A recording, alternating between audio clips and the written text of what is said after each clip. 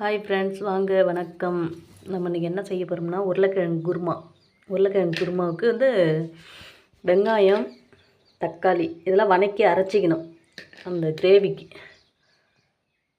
தேங்காய், வரமிளகாய், கொஞ்சம் கருவேப்பிலை, அதாவது பச்சை மிளகா போடும். பச்சை மிளகா இல்லை, காட்டுக்குள்ளே போய் பறிச்சிட்டு வரணும்.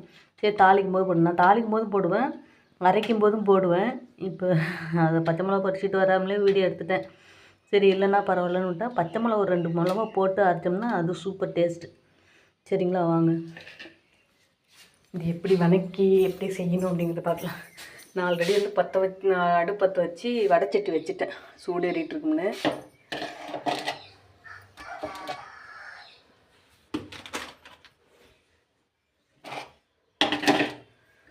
அப்புறம் நீங்கள் பக்கமாக சிக்கன் மசாலா எடுத்து வச்சுக்கோங்க. கறி மசாலா கொஞ்சம்,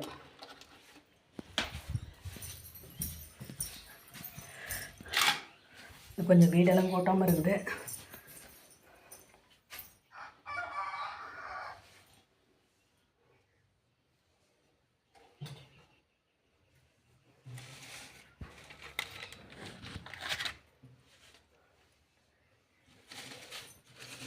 கருவேப்பிலை பார்த்திங்களா, சும்மா இப்போ தான் மரத்துலேருந்து அப்படியே உடச்சிட்டு வந்தேன். செம்மையாக இருக்குல்ல. இதுமாரி இயற்கையான கருவேப்பிலை விவசாயி பண்ணுற இடத்துல மட்டும்தான் யூஸ் பண்ணலாம்.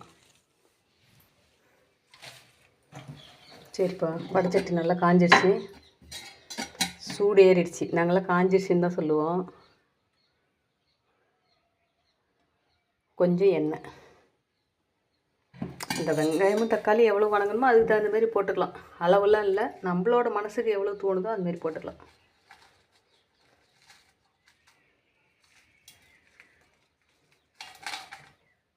எங்கே சங்க அந்த ரவுண்டு கலர் தோசை சில்பி மாதிரி இருக்குமா கிளர் இருக்குது, இது இருக்கு.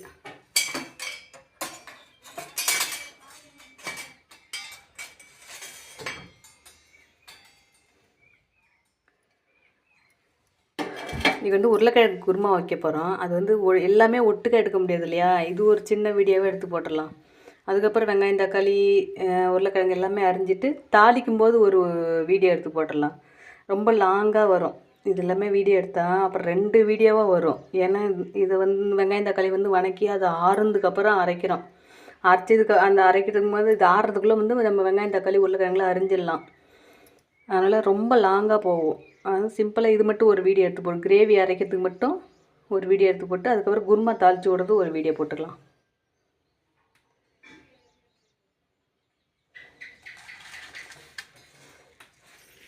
ஃபஸ்ட்டு மிளகாய் எண்ணெயில் போட்டு வறுத்து எடுத்து வச்சுக்கணும்.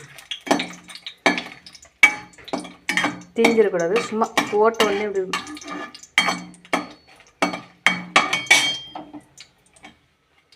சிம்மில் வச்சிருந்தேன். போதும், இந்த அளவுக்கு போதும்.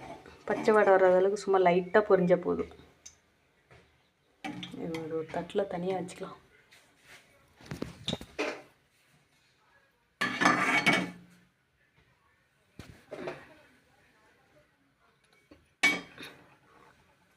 அடுத்து நம்ம என்ன பண்ண போகிறோம்னா பச்சை மிளகாய், ஐயோ பச்சை மிளகாய் எல்லாத்தாலும் பச்சை மிளகாய் பேரே வருது, கருவேப்பிலை.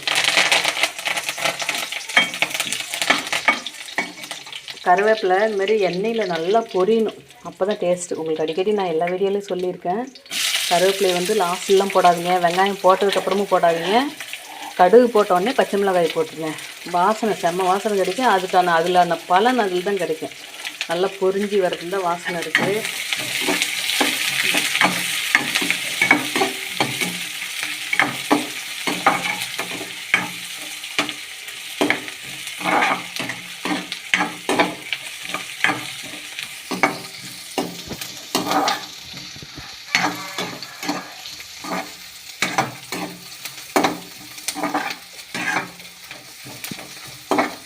நான் என்ன பண்ண, தக்காளி கொட்டி வதக்கிட்டு சரி போட்டலாம் சொல்லும்போது அப்போ சொல்கிறேன், உங்களுக்கு மறந்துடும்ல.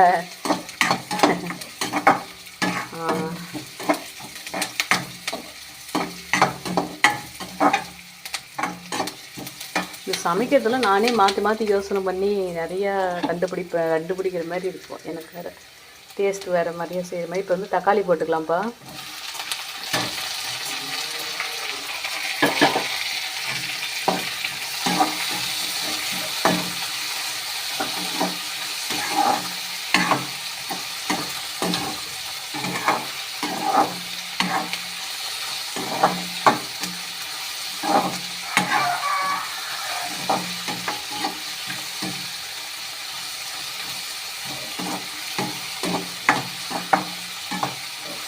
மற்ற சமையல் வீடியோலாம் பார்த்தோம்னா இந்தளவு சவுண்டே வராது, அதுக்கெலாம் என்ன பண்ணுறாங்கன்னே தெரியாது.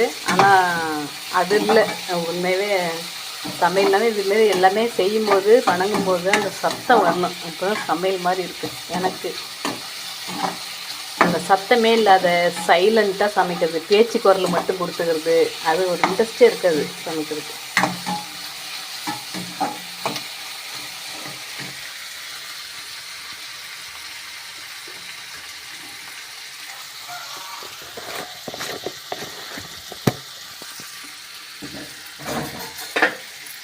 இது வந்து பார்த்திங்கன்னா உப்பு போட்டுக்கலாம், கொஞ்சம் நல்லா வணங்கும்.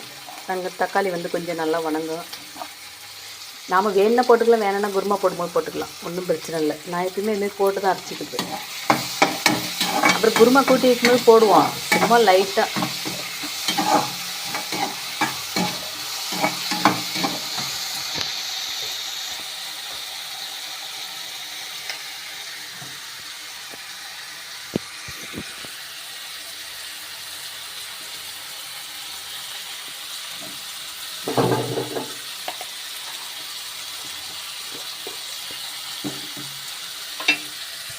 அதுக்கப்புறம் பார்த்திங்கன்னா மஞ்சத்தூள்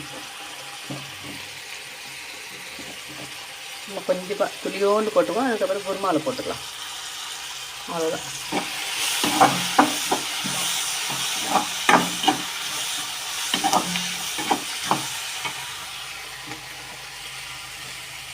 இது வந்து கறி மசால் பொடி, கொஞ்சமாக கறி மசால் பொடி வந்து உள்ளே ஒரு பாக்கெட்டில் இருக்குது, இன்னும் பார்க்கணும், எடுக்கணும், கொஞ்சம் தான் இருக்குது, லைட்டாக. அடுத்து வந்து சிக்கன் பொடி கொஞ்சம். நாங்கள் சக்தி மசாலா தான் எங்களுக்கு டேஸ்ட் பிடிக்கும், சக்தி மசாலா தான் வாங்குவோம், வேறு கம்பெனி ஐட்டம் வாங்க மாட்டோம். சப்போஸ் அந்த கடையில் வந்து இது இல்லை அப்படின்னாலும் வேறு கடைக்கு போய் கூட தொலைவோமே தவிர வேறு கம்பெனி ஐட்டம் வாங்க மாட்டோம். 2-3 கடைக்கு போயிட்டு அது எது இல்லை அப்படின்னா வேறு கம்பெனி ஐட்டம் வாங்கிப்போம். முடிஞ்ச அளவுக்கு சக்தி மசாலா வந்து நாங்கள் மிக்ஸ் பண்ண மாட்டோம்.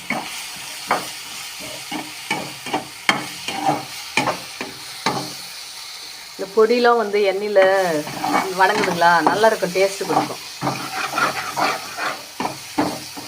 சிம்மில் வச்சுக்கலாம், அடி பிடிக்கிற மாதிரி இருந்தால் சிம்மில் வச்சுக்கலாம். சிம்மில் வச்சு லைட்டாக அப்படியே கலரி வச்சுக்கலாம்.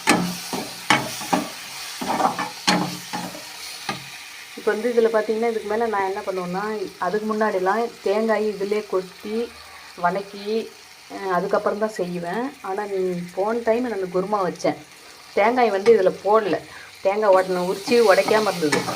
சரி மறுபடியும் போட்டு பார்ப்போம், டேஸ்ட் எப்படி இருக்குதுன்னு பார்க்கலாம் அப்படின்ட்டு நான் வணக்கிட்டு அதுக்கப்புறம் மிக்ஸி ஜாரில் போட்டு அரைக்கும் போது இந்த தேங்காய் வணக்காமலே போட்டுக்கிட்டேன். சூப்பராக இருந்தது டேஸ்ட்டு. அதனால் இப்போ என்ன பண்ண போகிறேன்னா, அதுக்கு முன்னால் இதில் போட்டு வணக்கிடுவேன்.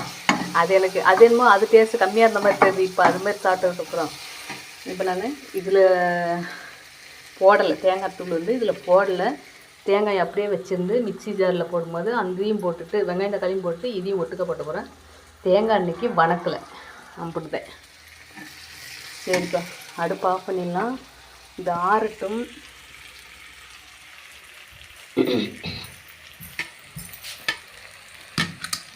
நல்லா கொஞ்சம் வாசம் பிடிக்கும், காற்றோட்டமாக வச்சா நல்லா ஆறும், சீக்கிரமாக ஆறட்டும். நான் உங்களுக்கு வெங்காயம் தக்காளி உருளைக்கிழங்கு எல்லாம் அரிஞ்சிட்டு அதுக்கப்புறம் நான் உங்களுக்கு வீடியோக்கள் எடுத்து வீடியோ எடுத்து அனுப்பிடுறேன். கண்டிப்பாக பாருங்கள், இந்த வீடியோ மிஸ் பண்ணாதீங்க. இந்த வீடியோ பார்த்துட்டு அதுக்கப்புறம் அந்த வீடியோ பாருங்கள், சரிங்களா?